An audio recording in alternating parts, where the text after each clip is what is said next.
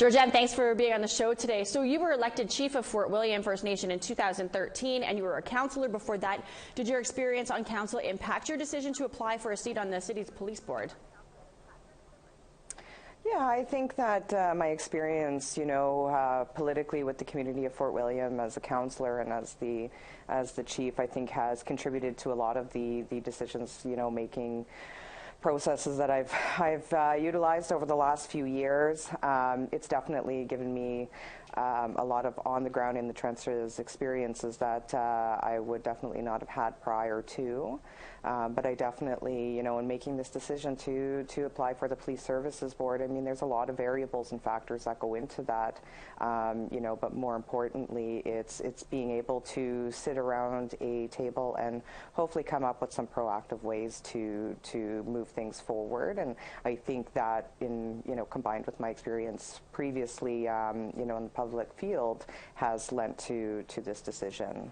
You're the second First Nations person to secure a seat on the board. So 2 years ago, there was no Indigenous people on the board. How significant is it to have that representation now, and what's kind of your biggest priority going in?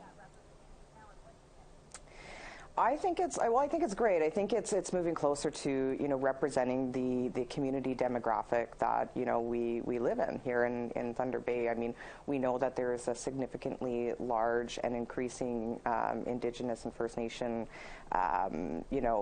population. So being able to see the representation and have representation in the decision-making process, sitting around a board as integral, as important, as in the public eye as this board, I think it is a positive step moving forward. I think it's something very important. I think it sends a message out there as well, in that we're looking to change the narrative, and that narrative is starting to change with these types of decisions happening, or these changes being made in terms of the representation around that table.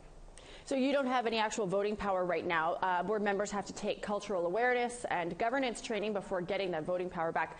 Do you think the board administrator is on the right track with this? Absolutely. I mean, I think when it comes to, we have no voting powers now, but, ultimately, I think when it comes to training or any kind of capacity building, it's important that we learn, know, and understand exactly what we are faced with and exactly what it is that we're supposed to do. So the governance training will most definitely provide that. I think it's critical and important. I think it's something that, we need to and should do.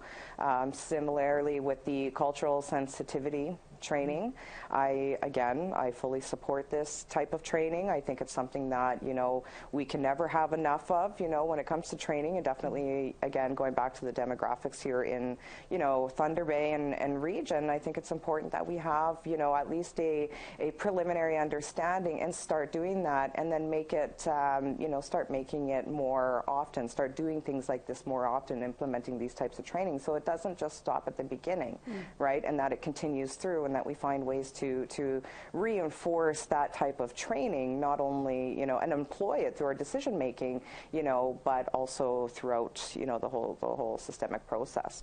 Well, thank you so much for taking the time to give us some insight into what you're going to be up to. Of course, good luck. We'll be watching as this shakes down. You've got lots of work to do on the Police Services Board, and we wish you well.